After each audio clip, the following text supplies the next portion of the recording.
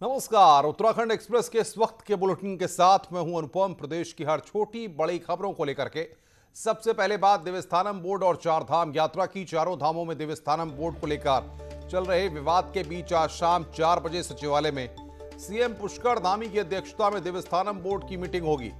इस मीटिंग में पर्यटन मंत्री सतपाल महाराज समेत चारों धामों के बोर्ड में शामिल पुरोहित भी मौजूद रहेंगे। बैठक का मुख्य एजेंडा चार धाम यात्रा होगा, लेकिन मंत्री सतपाल महाराज का कहना है कि पुरोहितों की जो भी समस्याएं होंगी उनको भी मीटिंग में रखा जाएगा।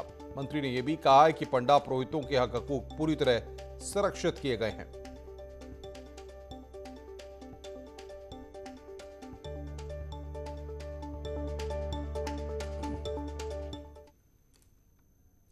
देवस्थानम बोर्ड का विरोध तेज होता जा रहा है। चारधाम महापंचायत और गंगोत्री समिति ने इसका विरोध तेज किया है।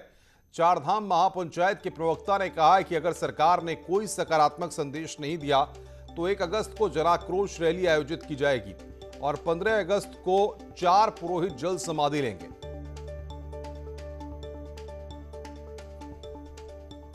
मुख्यमंत्री से भी परसों मिले थे और जो हमारा जो घोषणा पर अमल करो एक अभियान हमने चलाया है, जिसके तहत हम बार निवेदन कर रहे हैं, जितने भी कैबिनेट मंत्री सबसे मिल रहे हैं कि जो माननीय मुख्यमंत्री ने पिछली बार घोषणा कर दी कि उन मंदिरों को मुक्त किया जाएगा, उनको तत्काल मुक्त करें और हमारी जो व्यवस्था है उसको चलने दें। और लगातार हम आज भी 2 साल से इस कठिन परिस्थिति में काम कर रहे हैं और व्यवस्था को चला रहे हैं। तो सरकार से मेरा निवेदन है कि इस पर अमल किया जाए जल्दी। अगर हमारे इस अभियान को सरकार की ओर से कोई सकारात्मक रुख नहीं अपनाया जाता है तो हमारा 1 अगस्त से जो है, एक तो उत्तरकाशी मुख्यालय में और दूसरा बड़कोट में गंगोत्री यमुनोत्री के अलावा चारों धामों के तीर्थपुरोहित वहाँ पर हम लोग एक जन आक्रोश रैली आयोजित करेंगे और 15 अगस्त को हमारे 4 तीर्थपुरोहित जो है जल समाधि लेने के लिए बाध्य होंगे।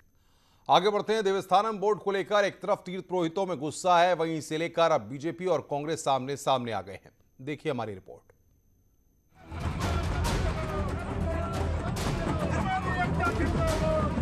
चार धाम में पूजा पाठ करने वाले तीर्थ पुरोहित धरना दे रहे हैं, विरोध प्रदर्शन कर रहे हैं। बुधवार को पुरोहितों का गुस्सा बीजेपी नेता पंकज भट्ट पर फूटा। इन तस्वीरों और गुस्से ने साफ कर दिया है कि जिन विधानसभा सीटों से देवस्थानम बोर्ड का मामला जुड़ा है, वहां स्थानीय विधायकों और बड़े नेताओं के लिए संकेत ठीक नहीं है। वहीं देवस्थानम बोर्ड बनाने वाले पूर्व सीएम त्रिवेंद्र रावत का कहना है कि कुछ लोग सब जानते हुए भी नाटक कर रहे हैं और सबके पीछे कांग्रेस है। वहीं चमोली और रुद्रप्रयाग के प्रभारी और पर्यटन मंत्री का कहना है कि देवस्थानम बोर्ड व्यवस्था में कुछ भी गलत नहीं है। जो लोग प्रदर्शन कर रहे हैं वो कांग्रेस के लोग हैं, विरोधी खेमे के लोग हैं। हमको एक कमी गिना दें वो लोग, और हमने उस पर बहुत चर्चा की, इन लोगों के साथ बैठकें की हैं, विधानसभा में उस पर चर्चा हुई है। और इस तरह का जो लोग विरोध कर रहे हैं उनका विरोध केवल विरोध के लिए विरोध है, राजनीतिक विरोध है। मैं समझता हूं कि जनता इस कानून को पढ़े।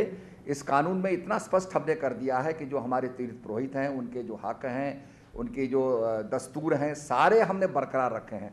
मैं समझता हूं कि उनके फेवर में इससे बड़ा सशक्त इसको अध्ययन करना चाहिए और इसमें कोई अगर कोई दिक्कत है, उनको कोई उनको प्रॉब्लम है तो वो हमसे संपर्क करें, तो निश्चित रूप में उसका हम निदान ढूंढेंगे। सतपाल महाराज और त्रिवेंद्र रावत देवस्थानम बोर्ड की वकालत कर रहे हैं। वहीं त्रिवेंद्र रावत के निशाने पर आई कांग्रेस ने इसे पूर्व सीएम की बौखलाहट और पुरोहितों का तिरस्कार बताया। त्रिवेंद्र जी इस समय मुख्यमंत्री पद से हट गए हैं और वो इस समय बौखलाहट में है। और मैं उनको याद दिलाना चाहता हूं कि जब इस विधेयक को सदन के अंदर लाया जा रहा था तो कांग्रेस ने सरकार से आग्रह किया था कि इस पर पुनर्विचार करें। आप तीर्थ पुरोहितों के साथ, स्थानीय लोगों के साथ, हक हकूकधारियों के साथ संवाद स्थापित करें, तब आप लाएं तो ज्यादा बेहतर हो। कांग्रेस का कहना है कि 2019 में पुनर्विचार की बात के बावजूद सरकार ने जिद में देवस्थानम बोर्ड का एक्ट बनाया और वही जिद अब चार धाम में बीजेपी नेताओं को भारी पड़ेगी, जहां आज तीर्थ पुरोहित पूजा पाठ छोड़कर प्रदर्शन करने को मजबूर हैं। देहरादून से ही न्यूज़ 18 के लिए दीपांकर भट्ट की रिपोर्ट। और बातचीत करने के लिए दीपांकर भट्ट हमारे सहयोगी हमारे साथ जुड़ रहे हैं सीधे। दीपांकर, देवस्थानम बोर्ड पर जो दंगल जारी है, अब उस पर सियासी आरोप प्रत्यारोप का खेल भी शुरू हो गया है। सरकार आज की बैठक में क्या फैसला ले सकती है?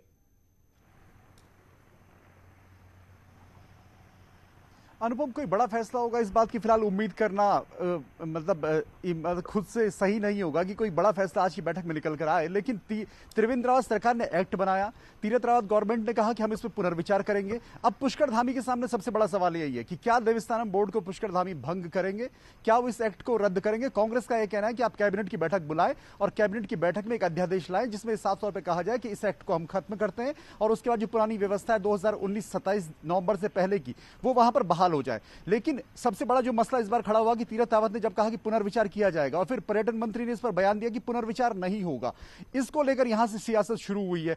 अब तीर्थ पुरोहित बिल्कुल यहां पर आग बबूला है। परसों बीजेपी के जो कथित नेता हैं पंकज भट्ट, उनको भी ऊखी मठ में गुस्से का सामना करना पड़ा।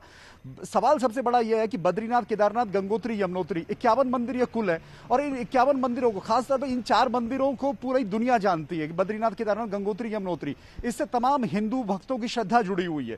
बीजेपी के अंदर ही अंतर विरोध है। एक तरफ त्रिवेंद्र सिंह रावत ने एक्ट बनाया तो फिर तीर्थ पुरोहितों की नाराजगी इस बात को लेकर है कि जो हमारे विधायक थे, जिसमें देवप्रयाग है, बद्रीनाथ है, केदारनाथ में कांग्रेस के विधायक हैं, गंगोत्री है, यमुनोत्री है, वहां के विधायकों ने उस वक्त नाराजगी क्यों नहीं जताई। और अभी भी सरकार के अंदर के कई मंत्री और विधायक ये चाहते हैं कि एक्ट रद्द होना चाहिए। अब पुष्कर धामी पर सब कुछ कमान आकर टिकी है कि क्या पुष्कर धामी इस एक्ट को रद्द करेंगे। इसका प्रभाव भले ही 6 से 7 सीटों पर हो, वहां पर पुरोहितों की नाराजगी हो, लेकिन बीजेपी को यह नाराजगी एक बड़े लेवल पर अगर हम देखें तो बीजेपी एक हिंदूवादी विचारधारा की बात करती है। वहां पर आप अगर मंदिरों को कब्जे में लेने की बात करते हैं, एक्ट की बात करते हैं, तो यह कहीं ना कहीं बीजेपी को आने वाले वक्त पर भारी पड़ सकता है। अनुपम, क्या यह माना जाए कि चुनाव तक सरकार बीच का रास्ता निकालने के लिए इसको होल्ड पर डाल सकती है, फिर चुनाव के बाद इस पर विचार किया जाए?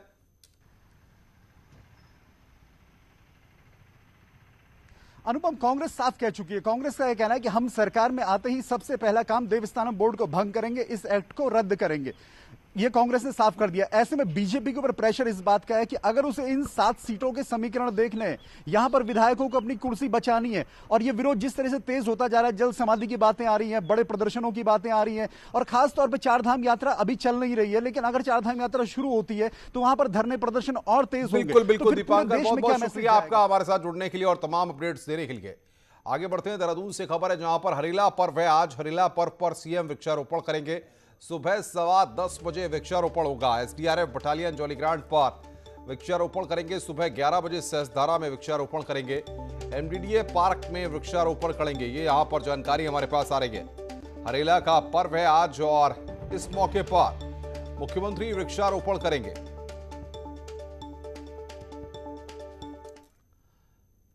सीएम पुष्कर सिंह धामी ने दिल्ली में रेल मंत्री अश्विनी वैष्णव से रेल भवन में मुलाकात की। सीएम धामी ने रेल मंत्री से उत्तराखंड की रेल योजनाओं को लेकर चर्चा की है। वहीं इसके बाद सीएम पर्यटन मंत्री जी किशन रेड्डी से मुलाकात करने पहुंचे और उत्तराखंड में पर्यटन विकास के लिए राज्य सरकार द्वारा किए जा रहे प्रयासों की जानकारी दी। सीएम ने केंद्रीय मंत्री को उत्तराखंड आने का न्योता भी दिया है। इस मौके पर सीएम के साथ केंद्रीय पर्यटन राज्य मंत्री अजय भट्ट भी मौजूद थे। वहीं सीएम ने सीडीएस विपिन रावत से भी मुलाकात की।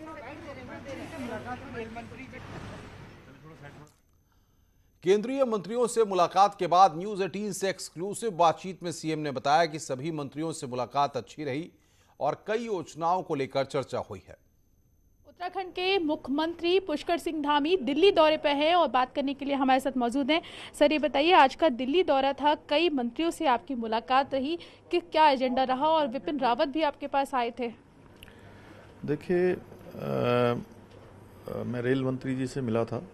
रेल की कुछ परियोजनाएं हैं जिसमें हमारा टनकपुर से बागेश्वर रेल लाइन है और जो हमारा ऋषिकेश से कर्णप्रयाग जो रेलवे लाइन का काम चल रहा है उसकी तेज़ प्रगति हो।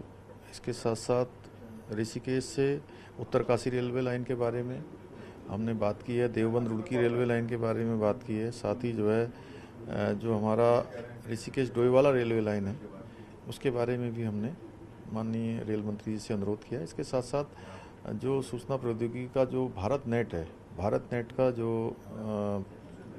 हमारा नेटवर्क है वो हमारे यहाँ पर 6000 गाँव के लिए प्रस्तावित है। उस पर भी जल्द से जल्द जो है हमने उनसे कहा है कि यहाँ से स्वीकृति प्रदान करके क्योंकि वो हमको दे दें, जिससे कि हम उसका जल्दी से शिलान्यास करवा पाएँ, जल्दी से हम उस पर काम शुरू करा पाएँ। इसके साथ साथ जनरल बिपिन रावत जी से भी मैंने भेंट की है और चूँकि मैं खुद एक सैनिक पुत्र हूँ तो अच्छा लगा, उनसे मैंने शिष्टाचार भी भेंट हुई है। साथ ही साथ उत्तराखंड की आंतरिक सुरक्षा के बारे में भी उनसे मेरी कुछ बिंदुओं पर चर्चा हुई है। सर, कावड़ को लेकर क्या प्लान है? हालांकि कोर्ट ने आपकी तारीफ की है, कहा है कि जो फैसला आप लोगों ने लिया है वो दूरदर्शी है, लेकिन यूपी गवर्नमेंट ने कहा है कि वो कावड़ यात्रा करवाना चाहती है, तो उस पर कुछ क्या बीच का रास्ता निकलने की उम्मीद है? देखिए, ऐसा है कि हमारे यहाँ की स्थिति थोड़ा भिन्न है। उत्तर प्रदेश, हरियाणा और दिल्ली की स्थिति अलग है। वहाँ से कांवड़ के लोग आते हैं, कांवड़ आती है हमारे यहाँ, लेकिन उन सब का केंद्र हरिद्वार बन जाता है। हम मेज़बान हैं, हम होस्ट हैं, इसलिए हमने देखा कि 10 लाख 20 लाख कावड़ियों की बात नहीं है। 15 दिनों में 3 करोड़ से भी ज़्यादा कावड़िए हरिद्वार में आएंगे। हम किसी भी कीमत पर हरिद्वार को कोरोना का संक्रमण का केंद्र नहीं बनने देना चाहते हैं, इसलिए हमने ये तय किया है कि इस बार हम कावड़ यात्रा चूँकि यहाँ पर रोक रहे हैं और आस्था और श्रद्धा का विषय है। मैं भी भगवान भोले का भक्त हूँ। मैं उन सब कावड़ियों से सबसे अपील करता हूँ, सबसे अनुरोध करता हूँ कि अपने अपने स्थानों पर ही जो है वो भगवान को याद करें, भगवान का नाम लें, उनका स्मरण करें और निश्चित रूप से भगवान भोलेनाथ उन पर कृपा करेंगे। और कहीं कांवड़ के कारण से किसी की जान जाएगी तो भगवान को भी अच्छा नहीं लगेगा। शुक्रिया सर, न्यूज़ 18 से बात करने के लिए। कैमरा पर्सन गौरव गिरी के साथ प्रीति श्रीवास्तव, न्यूज़ 18 दिल्ली। उत्तराखंड की सियासत में उतरी आम आदमी पार्टी ने पर्यावरणविद सुंदरलाल बहुगुणा को मरणोपरांत भारत रत्न देने की मांग की है। दिल्ली के सीएम अरविंद केजरीवाल ने केंद्र सरकार और पीएम मोदी से भारत रत्न देने की मांग की है। उन्होंने कहा है कि उनके कार्यों को देखते हुए भारत सरकार को भारत रत्न देना चाहिए। मांग करते हैं और केंद्र सरकार से, प्रधानमंत्री जी से कि मरणोपरांत सुंदरलाल बहुगुणा जी को भारत रत्न दिया जाए। इससे पूरे देश को खुशी होगी, पूरा देश चाहता है, पूरे देश को सुंदरलाल बहुगुणा जी पे गर्व है और उनका संदेश और उनका जीवन घर घर तक पहुंचेगा। देहरादून से खबर है, जहां पर इस वीकेंड पर मसूरी में 2 व्हीलर की एंट्री बैन रहेगी। गुच्चू पानी सहसधारा में भी झरने किनारे एंट्री बैन रहेगी। इसके लिए जिलाधिकारी ने आदेश जारी कर दिया है। साथ ही मसूरी आने पर स्मार्ट सिटी पोर्टल में रजिस्ट्रेशन जरूरी होगा। यह नियम सोमवार सुबह 8 बजे तक लागू रहेगा।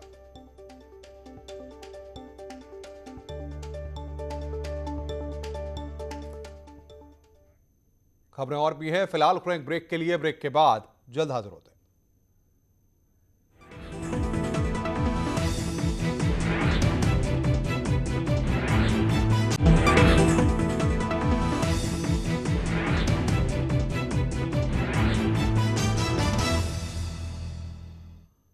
स्वागत है। ब्रेक के बाद रुद्रपुर से खबर है, जहां पर एंटी ह्यूमन ट्रैफिकिंग सेल ने एक महिला को 50,000 में बेचने के मामले में 2 आरोपियों को गिरफ्तार किया है। वहीं गिरोह के 2 सदस्य फरार बताए जा रहे हैं, जिसमें एक महिला भी शामिल है। बताया जा रहा है कि गिरफ्तारी के दौरान आरोपियों ने ट्रैफिकिंग सेल की इंचार्ज पर गाड़ी से कुचलने की भी कोशिश की। महिला को उसके परिजनों को सौंप दिया गया है। दोनों गिरफ्तार आरोपियों में से एक उत्तर प्रदेश के बिजनौर का रहने वाला है, वहीं दूसरा आरोपी उधम सिंह नगर का रहने वाला बताया जा रहा है। बेचा जा रहा था 50,000 रुपये में, और इसमें पूरे जो ऑपरेशन हुआ उसमें 2 लोगों को अरेस्ट किया गया है। महिला भी सम्मिलित है जो फरार हैं, तो 2 लोगों को अरेस्ट करके अभी जेल भेजा जा रहा है, बाकी को देखा जा रहा है और उनके विरुद्ध भी जल्दी से जल्दी कार्रवाई की जाएगी। उत्तराखंड एसटीएफ ने पावर बैंक फर्जीवाड़े के बाद देहरादून से चल रहे इंटरनेशनल साइबर अपराध का भंडाफोड़ किया है। एसएसपी एसटीएफ अजय सिंह के नेतृत्व में एक निजी भवन में चल रहे साइबर सेंटर में एसटीएफ ने छापेमारी कर 3 लोगों को गिरफ्तार किया है। उनके कब्जे से मोबाइल फोन, कंप्यूटर समेत महत्वपूर्ण दस्तावेज बरामद किए हैं। एसटीएफ ने बताया कि यूएस एजेंट बनकर विदेशी सिटीजन से फ्रॉड किया जा रहा था। एसटीएफ उत्तराखंड ने जो है इसको एक बड़ा केस क्रैक किया है, जिसमें ये इंटरनेशनल लेवल का गिरोह है। इसमें अभी 3 व्यक्ति जो है अरेस्ट किए गए हैं और देहरादून में जो है इनका एक सेंटर है, बल्कि मेन जो है इनका दिल्ली से ऑपरेट हो रहा है। उत्तराखंड हाईकोर्ट ने एक याचिका पर सुनवाई करते हुए महत्वपूर्ण फैसला दिया है। कोर्ट ने कहा है कि मृतक के आश्रित को सरकारी विभाग में अस्थायी नियुक्ति नियम के खिलाफ है। साथ ही याचिकाकर्ता को 2 महीने के भीतर लोक निर्माण विभाग में नियमित करने का आदेश दिया गया है। बता दें कि कोर्ट ने हल्द्वानी के हिमांशु पांडे की याचिका पर यह फैसला दिया है। हिमांशु पांडे ने याचिका दाखिल कर कहा कि 10 दिसंबर 2009 में मृतक आश्रित के तौर पर दैनिक वेतन पर उनकी नियुक्ति लोक निर्माण विभाग में हुई थी, लेकिन उन्हें अब तक नियमित नहीं किया गया है।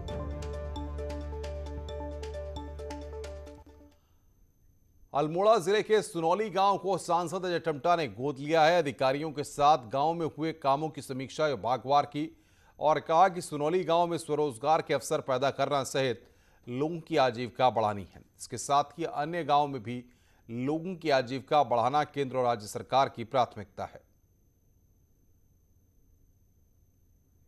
हर विभाग की एक्टिविटी यानी कि 36 विभागों की एक्टिविटी, शिक्षा की, स्वास्थ्य की, सड़क की, सिंचाई की, लघु सिंचाई की, मनरेगा की, टेक्निकल स्किल की, सब चीज़ों को हम वहाँ पर गांव के पंचायतों के अंदर सबको रोजगार देना जैसा विषय, सबको सुविधा देने से वाला विषय, सबके अंदर सामान्य बैठने जैसा वातावरण ये उस गांव के अंदर स्थापित हो। खबरों का